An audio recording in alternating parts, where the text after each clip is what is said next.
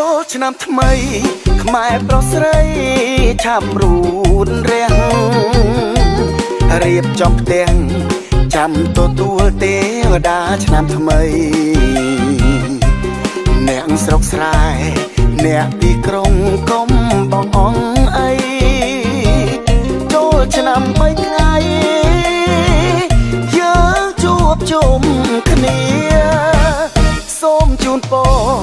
ជ័យបងសុខសួស្តីផុតឆ្នាំចាស់ផ្លាស់ឆ្នាំថ្មីគ្មានភ័យរគាសូមបានសុខឆាផុតទុក្ខទ្រពធនហូរហៀ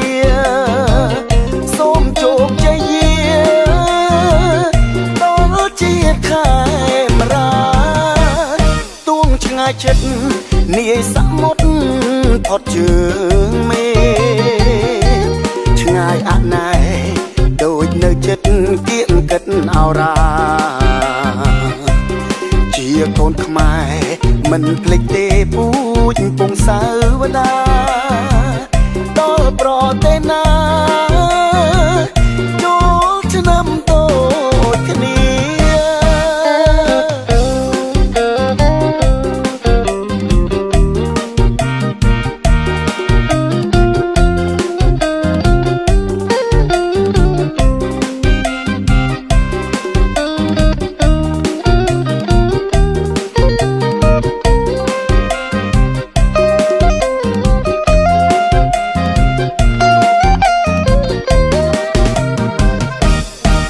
ឆ្នាំថ្មីខ្មែរប្រុសស្រី